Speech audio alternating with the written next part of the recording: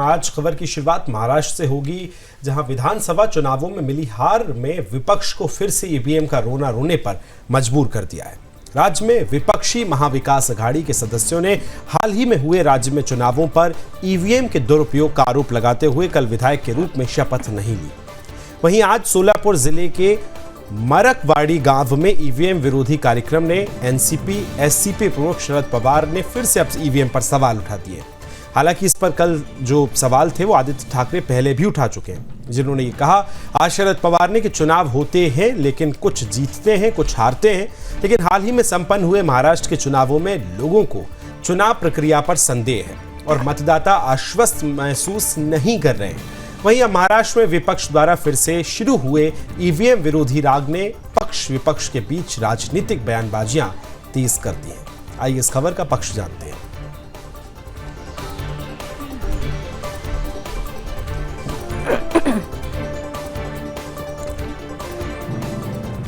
तो इस खबर के पक्ष की तरफ चलिए चलते हैं आपको। तो सोलापुर जिले के मरकटवाड़ी गांव में ईवीएम विरोधी कार्यक्रम में एनसीपी प्रमुख शरद पवार ने ईवीएम और बीजेपी पर आरोप लगाते हुए कहा कि अमेरिका, इंग्लैंड और कई यूरोपीय देश ईवीएम से नहीं बल्कि मतपत्रों से चुनाव करा रहे हैं।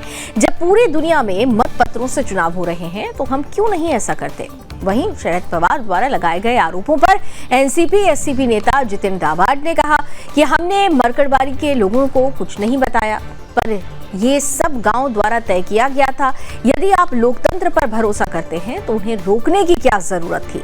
यदि आम आदमी कुछ चाहता है और अपने पैसे से करता है तो आपको हस्तक्षेप करने और उन्हें गिरफ्तार करने की आखिर क्या जरूरत है। आप इतने डरे हुए क्यों हैं। तो पक्ष आपने मुझसे जान लिया है, इस पर आपको बयान भी सुनवाते हैं और उसके बाद विपक्ष आपको बताएंगी मेरी सहयोगी मनीषा।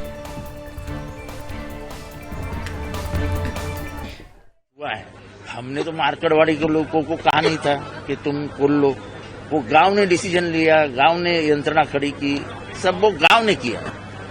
तो इसमें अगर आप गणतंत्र पे भरोसा रखते हो तो आपको उसको रोकने की जरूरत क्या थी।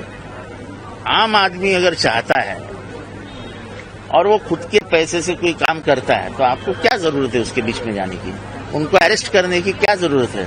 आप क्यों इतने डरते हो।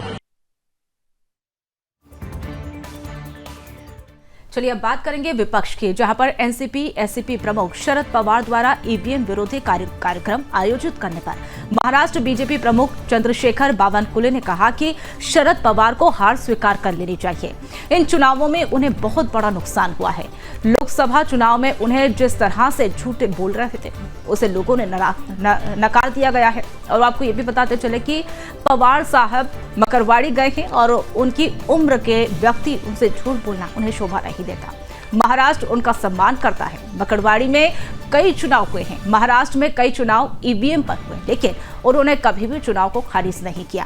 अब उनके 31 लोग सांसद चुने गए, तब उन्होंने क्या कुछ कहा। पवार साहब आगामी स्थानीय निकाय चुनाव में अपनी इज्जत बचाने के लिए भाग रहे हैं।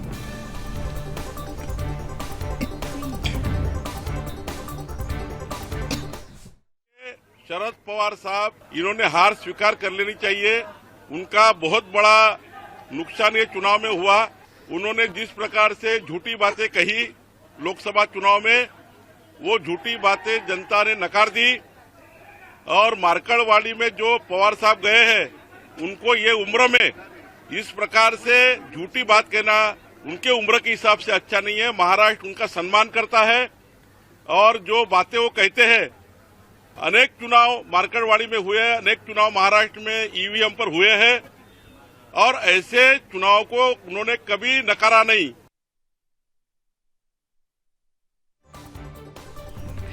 तो महाराष्ट्र में लगातार ईवीएम पर अब सियासत जारी है, वार पलटवार चल रहा है। हालांकि आज सत्र का दूसरा दिन रहा जिसमें विपक्षी उन विधायकों ने भी शपथ ले ली जो कल तक मना कर रहे थे कि वो शपथ नहीं ली।